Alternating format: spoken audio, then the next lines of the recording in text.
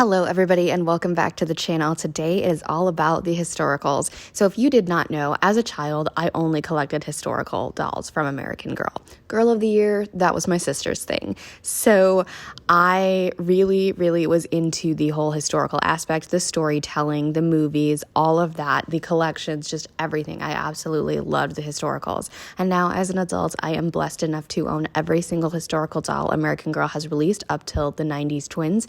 So I thought, what better way to celebrate two new additions to the historical lineup than to actually do something you all love to see me do and I love to do, ranking. I didn't do this in a tier format because I love tier ranking, but I am more of a person, I'm a list person, so I put all their names in the bias sorter. It is working again. There was like a couple months where it was down and I was like, oh my God, but it's back. We're good. So I put their names in the sorter and then it pits them against each other. So it forces you.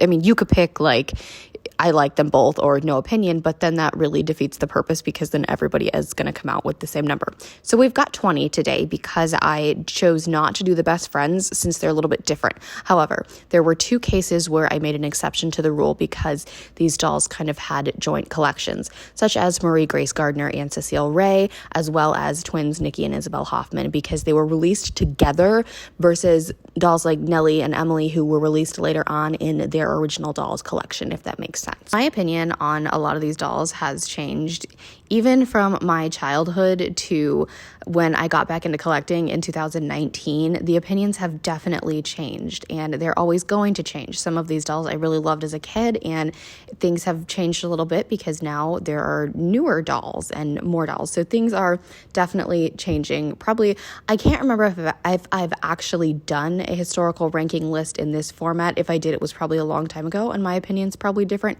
from that time on. So what we're going to do is I'm going to really focus on kind of the overall execution of the doll. How well was she fleshed out? You know, story, collection, marketing, appearance, all of that. How well was it really thought out? And then, of course, my personal bias, like how many times have I pulled this doll off the shelf versus how many times have I not pulled this one off the shelf? I'm a very sentimental person, okay? So my feelings will be involved a little bit.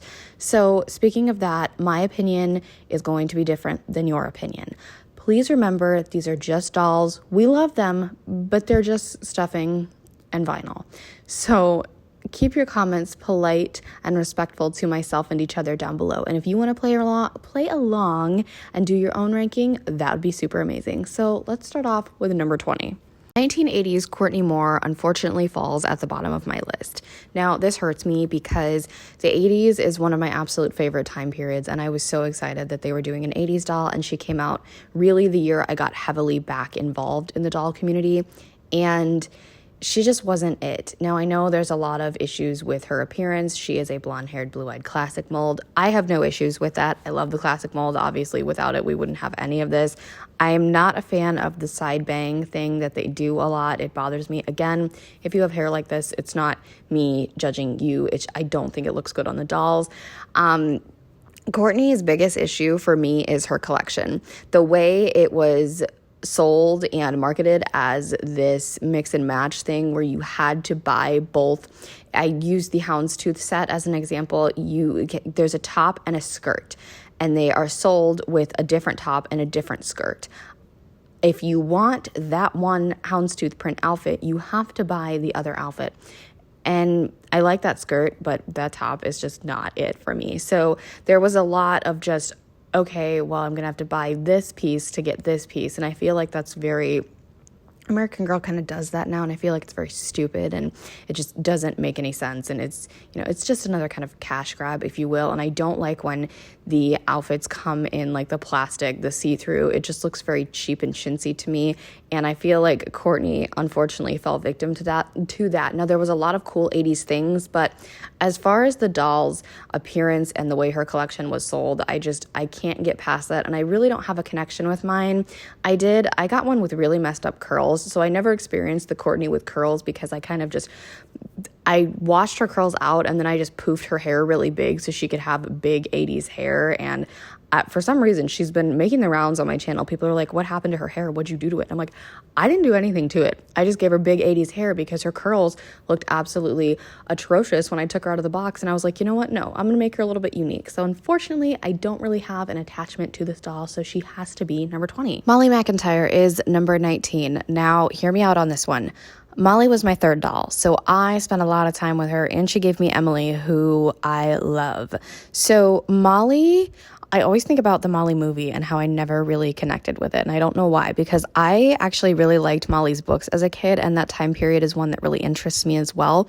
Her collection there's pieces in it that I absolutely love and pieces that I don't. I think it's because Molly has more of this tomboy aesthetic, and that's just not me. Now, you will see another doll who has a tomboy aesthetic that actually ranks very high for me, but we'll talk about her in a little bit.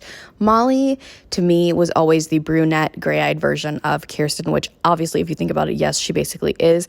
I played with them a lot together, but to me, my big issue with Molly McIntyre is the fact that they've brought her back like 5 or 6 times now, and Samantha and Kirsten have never been shown that much love and attention. Neither has any other doll American Girl has ever released. I don't understand why they keep bringing her back. Yeah, she's popular. Okay, that's great. But she was not the very first. There were 3 released together, and I think my issue with Molly is she's very overused. Molly has been overdone multiple times, and I think I'd probably have a better connection with Molly if I were to get I thought about getting a 35th anniversary one, because mine is just, you know, she kind of looks like 35th anniversary. She kind of looks like my original Kirsten, which is why I got a 35th anniversary Kirsten. I feel like I should probably get a revamped Molly. But again, she's been around like 300 times. Like, I don't really want to get another one, and I don't want to have 2. So I don't know. I don't know. She's also unique because she was the first gray-eyed doll, and she is literally like the only character doll, I think, that has glasses, which makes absolutely no sense to me. There should be like way more than that, but I've just never connected or reconnected with her as an adult, and she's just been falling down my list ever since. 18 is Julie Albright. Now, you all pretty much know how I feel about her. Again, like Molly, she's been one that's been revamped and overdone collection-wise 100 times. Now, she does get to rank a little bit higher because I really loved her as a kid. She gave us Ivy. Okay, so that's really important. Julie, again, has that tomboy aesthetic, but she's not the one I was referring to earlier. But I remember I did read her books. I do really like some pieces of her collection. They're just absolutely gorgeous. I have her birthday maxi dress, and I love it. But Julie is one that I think American Girl has overused time and time again, and I think she's kind of overstayed her welcome, if that makes sense. So I'm not going to spend too much time on her. We all know how I feel. 17 is Nikki Hoffman, and you're probably like, wait, this doll's only been out for 2 weeks. How dare you rank her above dolls like Molly and stuff? Well, you know, this is why it's my list and not yours. So I'm going to tell you guys right now that Isabelle is just at spot 16, so right above her. Nikki, I love her appearance more, but for Isabelle, I love her collection more. So they're kind of on the same playing field, but I really do kind of love them equally. I think Isabelle, I just bumped her up 1 slot because of her collection, and I cannot wait to see what they do with these 2. I was very pleasantly surprised with how well they actually did on these 2. I don't really have any issues with them at all, except maybe, as I said in their my complete review of them, is I wish they would have given their collection a tad bit more. And yes, their appearances could have been a little bit different, but I actually do think they're both very beautiful. At spot 15, we have Josefina Montoya. Now, I love Josefina as a doll. I think she is one of the most beautiful dolls. She was also the first one with earrings and the creator of the Josefina mold. So besides classic, I think this is the most overused mold, but that's not a bad thing. That doesn't mean I absolutely hate it. There's actually no mold that I hate American Girl has created, but I think it's one of those overused molds. The only reason I have Josefina this low on this list is because I've never really been too impressed with her collection. Now, that's probably just my taste. I know there are a lot of people that love Josefina's collection. I do really love a lot of her bright colored skirts. There are just some pieces in her collection that I'm not really a big fan of. I don't think that's American Girl's fault. I just think it's my opinion and my taste, but I do really love Josefina. I actually owned one. I customized her, and then my Josefina that I have in my collection now was actually a gift from my great aunt and uncle, and my great aunt is also an American Girl collector, so my Josefina is very special and sentimental to me. Next, we have Cecile Ray, and a lot of you are probably like, what? How in the world could you rank her this low? Well, I have this thing about Cecile. Now, I do own her. You all know the story of how I found mine, but I do think that there are obviously dolls that are better than Cecile. She's very beautiful. Her meat dress is one of my absolute favorites. I love all of her dresses. They're so, so cute, but I don't really touch my Cecile. I haven't quite figured out why, but I don't touch her as much as I touch Marie Grace, who is attached to Cecile. For some reason, I thought Cecile was going to be like the greatest thing ever, and she is truly fantastic, but I just don't really do anything with mine. I think it's because I'm like terrified to mess up her hair because it's not in perfect condition, but it's also not like atrocious. It's fine. All of her curls are still there. I just don't want anything to happen to it. So I kind of stay away from mine. Not like I never touch her, but you know what I mean? You have those certain dolls that you pick up all the time. Then you have those other ones that are just there to be admired and stuff. And I feel like that's what Cecile is to me. Also, she kind of has the stigma surrounding her where, oh my God, this doll is being sold for so much money and she's so sought after. And I will never pay like $600 for a disheveled Cecile. It's just not going to happen. Up next, we have Nanaia Mitchell, who has one of my favorite face molds and one of my favorite wigs of all time. I did rename mine Lucy, but I kind of renamed some of the newer historicals just to, fit my vibe a little bit more. As for the super old ones, there's no way they're being renamed. But anyway, I like Nanaia's appearance a lot. There are certain outfits in her collection that I absolutely adore. I have her, I think it was her luau outfit and then her school outfit. I do have them and I absolutely adore them. And her, oh shoot, I don't want to call it the wrong thing, the super long dress. I know you guys know what I'm talking about, but I think those are really the only outfits in Nanaia's collection that I love. Her collection, it's kind of like there are just certain dolls. It reminds me a little bit of Josefina's in a way that is just not for me personally, but that's not a bad thing. I think Nanaia was a really, really cool move, and she was a really cool take on the other side of things, because Molly is also released in the same time period, but there's a difference because Nanaia is from Hawaii, so you can kind of see how things were from that perspective. And as someone who has been to Hawaii quite a few times, Nanaia is, I have a little bit of attachment to that one. At number 12, we have Marie Grace Gardner. I love this face mold. I have it in two. I have original Marie Grace, and then Primrose is my custom Marie Grace. I love this face mold. I know there's kind of this unpopular opinion. I love her wig. I love her eye color. Her meat dress, her collection is very bright and fun clothing-wise, and I know she shares it with Cecile, but like I said, for this, I really focused on their individual outfits and things like that. For some reason, I've always preferred Marie Grace to Cecile, and I'm not quite sure why that is, but I really, really love her. I think maybe it's because I actually bought mine new in box, but I'm not quite sure. I really love Marie Grace. At number 11, we have Melody Ellison, and I absolutely adore this doll. My favorite thing about her is the little hair flip that she has. I think her collection is so, so cute. Some of the furniture, it's not really my thing, but I don't think there's a single outfit this girl has that I do not like, and she's a Sonali mold. There are only 2 Sonali molds in the historical collection, and obviously I prefer Melody over Cecile, but she's so cute. Like I said, every outfit is just so beautiful, and if you put her hair in little pigtails, she's just absolutely gorgeous, and I really love her, and I honestly think she's such an underrated doll. Claudia starts off our top 10, as she rightfully should. This doll is so underappreciated and underpromoted by American Girl. It's just absolutely terrifying. She has one of the cutest faces. Her meat outfit is adorable. Her collection is immaculate. This girl deserved so much more promotion and love. I can't even fathom. I can't put into words how underrated she is. Mine is so gorgeous. I love everything she comes with. I made so many videos with her when she first came out. She is still a doll that I absolutely adore to this day. And I really do. I think I tell myself all the time, you really just need to go and purchase all of her collection's outfits. The one thing that's keeping me from doing that though, is they are a little bit more on the expensive side. And I'm like, I don't know. I'd rather have more dolls than more clothes for them. But Claudia is definitely one of the most underappreciated dolls in American Girl history, and I love her. Number 9, we have 1950s Mary Ellen Larkin. Now, Grease is my favorite movie, so when I found out there was a 1950s doll, I was like, I need to have you. Mary Ellen is very special because she was the first doll I purchased in person as an adult collector, so I I love this doll a lot. My biggest issue with Mary Ellen is honestly the side bangs. Again, it bothers me a lot.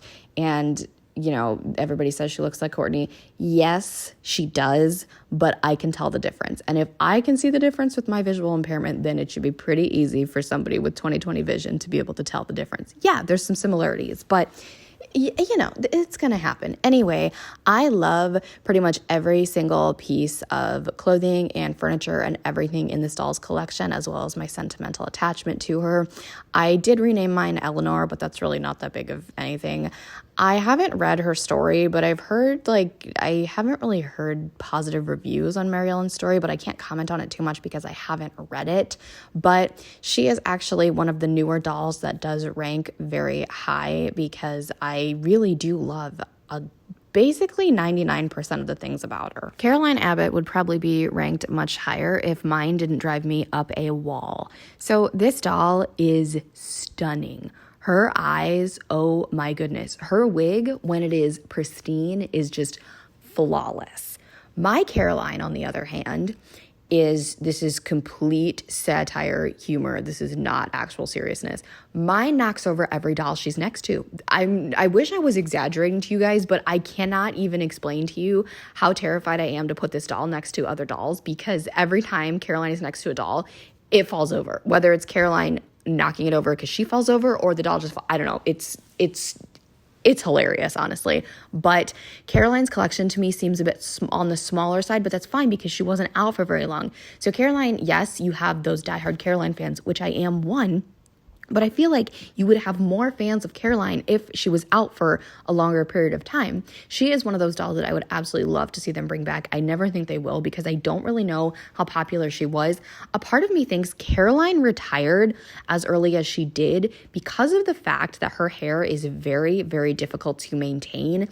And I see a lot of people probably buying her for their children and then realizing, oh my God, I probably shouldn't have done that because her wig is so difficult to take care of. Now, I say difficult because the curls, if this is a doll that a child is playing with, those curls are going to get wrecked within a matter of seconds. But if you are an adult collector like myself and you don't touch the doll, then her curls will most likely stay intact. I have had to recurl mine a couple times only because of the fact I moved, so her hair needed to be fixed, and I keep my Caroline in very loose curls because it's just easier to do with a collection my size. But I love Caroline Abbott. She is gorgeous, and I feel like she would be much higher on my ranking if her collection was a bit larger. Kittredge is at number 7, and you are probably like, well, this came out of absolutely nowhere because this is not a doll I talk about a lot. But this is the reason we're literally sitting here today. When I was 3 going on 4, I looked like this. And this was my first doll ever. I thought I was the coolest child to ever live when I opened her on Christmas morning. I wish I could find the really cringy video of me doing it, but I hope it's lost somewhere. But anyway, this doll is very important to me. I've often considered getting a Be Forever kit just so I can have a perfect condition one because this one's been through a lot. My brother even cut her hair, as if it wasn't short enough already. But Kit's movie it's one of my favorites. I mean, ranking the movies, the 4 historical ones is very difficult for me, but there's 3 of them that I think are absolutely perfection. But Kit is, even though she has been revamped into Be Forever, I don't really, think that's, a bad thing as for other dolls that have been redone like 6 times. But Kit's okay, my one issue I have with Kit is Ruthie. I do not like that doll at all. I don't know why. I really don't. But I'm not counting that against her. Kit is the tomboy doll I have been referring to. And yes, a lot of her Be Forever collection does have her in dresses and skirts. And I think it's really, really cute.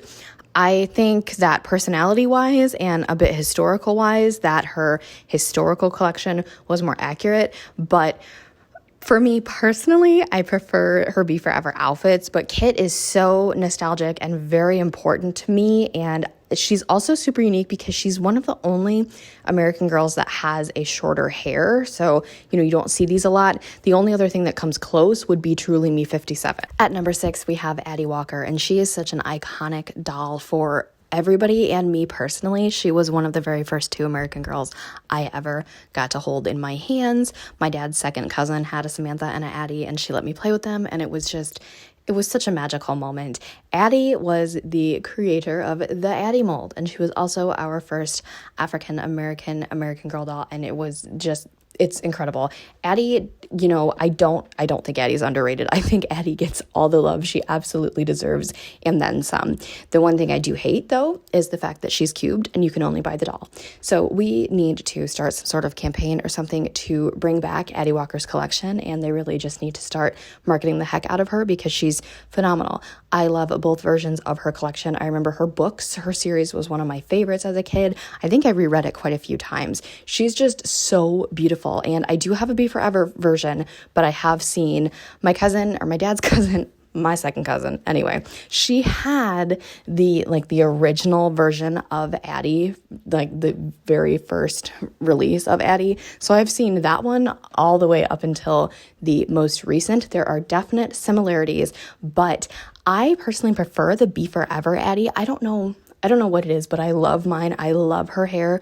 I did take it out of its meat hairstyle. Sometimes I regret it, but her hair is just so gorgeous, and she is one of the most stunning dolls I have ever seen. And her collection, like I said, her collection was really awesome too. Felicity Merriman starts off our top 5, and she gave me Elizabeth. Her movie is my favorite. There are horses, tea parties, and the long, beautiful dresses. So, as someone who loves all 3 of those things, and Elizabeth, I love this doll. I love her green eyes. I love her red hair. She's consistently been one of my favorites. I think I would have loved her even if Elizabeth didn't exist because, like I said, horses, tea parties, long, beautiful dresses. She's amazing. I love that movie so, so much. The only thing I dislike about Felicity is her Be Forever revamp, and we've talked about that doll. We've talked about that doll to death, so I'm not really going to go too in-depth with it because this video is already pretty darn long. I do apologize, but, we have a lot to say, but I love Felicity. I really think she's one of the most underrated dolls that the historical line has to offer. I don't know. She's just, oh my gosh, I will advocate for this girl all the time. Rebecca Rubin is at number 4, and I cannot find a Be Forever headshot of her, so we're stuck with the historical one. Why is this the funniest thing you will ever see in this video? Because I had historical Rebecca. She was the last doll I got as a child. When I got back into dolls, however, I didn't like this doll, so I customized her. I regretted it, but I bought a Be Forever Rebecca instead, and I fell in love with her. That doll is one of my absolute favorites. Rebecca's collection is one I constantly gravitate towards in the store. I would love to have a complete Rebecca Rubin collection. I don't know if that will ever happen, but I love all of her furniture. Her bed is one of my absolute favorites, the pink version.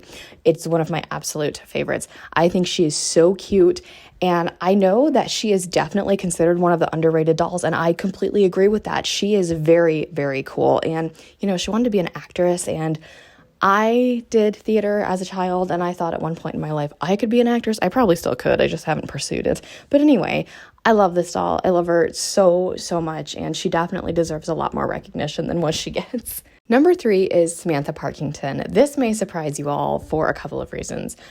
One, I don't touch my Samantha Parkington very much because she was my 4th doll, and again, like a lot of my older dolls, she's been through a lot. And I've also considered getting a revamped Samantha. I just haven't. But this doll, she invented the best friends line. She gave us Nellie. She gave us the first American Girl movie. I love her so much. Appearance-wise, not that great. However, we just have to remember, she's one of the OGs, okay? So, they were trying to figure out what was going on here. She has one of the most immaculate collections, even both versions of her collection, historical and Be Forever. I know there's a lot of negativity surrounding Samantha's Be Forever collection. I happen to love a lot of it. Not all of it, that's for sure. But I think Samantha has she has my favorite collection personally, but, she's at number 3 for a couple reasons. But anyway, she is the doll that I have the most pieces from. Between her and Nellie, I have quite a large collection. I actually have all of Nellie's outfits except her green one. So I really, really love Samantha and Nellie, and the whole thing I watched her movie a couple weeks ago with my best friend, and we were like, oh my gosh, this is so nostalgic. And I've always really loved Samantha. She's perfect. And I know that people are probably like, wait, she's been brought back just as many times as Molly. No, she has not. And you know what? It's okay. If they brought her back one more time, I'd probably be like, okay, Samantha, that's enough for you. But you know what? I love Samantha. Her collection, like I said, is my favorite. But, sentimentality plays a little bit of a role in number 1 and 2. Number 2 is Kaya, and I could not find a proper headshot of her, so you just get to see her incredible outfit in all of its glory. This doll, the amount of research. Did you guys know they researched her for 5 years? I don't know where I got 9 from. For 5 years to make sure they got everything as accurate to Kaya's culture as possible. If they could put that type of research into the dolls that they are releasing today, I think things would be so much better. But every single piece of Kaya's collection is so well detailed and thought out. It's just, I love her. She happens to be my nanny, my grandma's favorite doll. And we call her the legend here because nothing is ever going to compare to Kaya because of how unique and incredible she is. Her hair, oh my gosh, I love Kaya's hair. Mine is still in braids, but I have another doll that has a straightened Kaya wig and it is just so soft and sleek. Kaya, I feel like, was created more for the adult collectors like myself because as a little girl, I was never really into Kaya. I mean, I probably should have been because her name is Kaya, my name is Kyla. Come on. But I don't know. She was just never one I wanted. So when I got back into collecting, I'd never really paid that much attention to her. But then I was like, oh my God, I'm such an idiot. This doll, the detail in the outfits. I would love all of Kaya's clothes. I only have her trading outfit and her meat dress right now. But, she's Kaya, girl, you leave me speechless. I can't even describe how awesome she is. If you know me, number 1, Kirsten Larson will come as no surprise. But just in case you're new here, let me give you a rundown of why this is the way it is. This is my second doll. First doll I ever got in the American Girl place as a child. She was a gift from my great aunts. This was my first doll with long hair. And as someone who comes from a family of cosmetologists and loves hair, this doll was like my dream. Also, she kind of looked like me because I did still have bangs at the time. But seriously, her books, as heartbreaking as the first one is, her story was always one that stayed with me. I really wish they would have given her a best friend. I really wish they would have given her a movie. Her collection, it is not all the glamorous things that Felicity and Samantha's are, but it is just one of the cutest collections. Her birthday outfit, I love that outfit. It's so, so cute. I have mine on Addie right now, and it's adorable. I'd give anything for her red boots. Oh my God.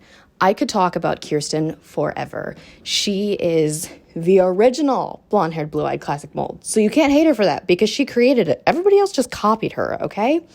I have my childhood one, and then I did splurge and I got a 35th anniversary because oh my God. And that is my most prized possession. I literally will do anything for that doll, as crazy as it sounds. I had Kirsten's bed and her bedtime accessories as a kid. I still have them, but that was the only super big piece of furniture I had. It belonged to Kirsten. I did have Samantha's trunk too. So again, Samantha, just so much in the collection that I had as a kid.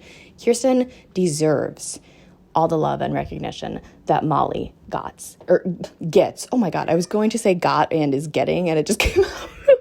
It just came out God's. If you hear one of my cats meowing, I do apologize. But all the revamps Molly has gotten, Kirsten deserves. Kirsten deserves to come back. And I think there's some rumors that she could possibly be coming back. But again, I don't really like to speculate on rumors. I'm a factual person, so I kind of just wait and see because I don't want to get my hopes up and then be totally crushed. So I love her. In my personal opinion, she is just my number 1, and I don't think it's ever going to change. It's been Kirsten consistently ever since I think I got her when I was 4, so that's 22 years. This has been my number 1 doll, so yeah, they probably should make someone pretty darn immaculate to top Kirsten, but I don't think it's ever going to happen. I did not mean for this video to be a half an hour long, but you have to get through 20 dolls, okay? There's a lot to cover.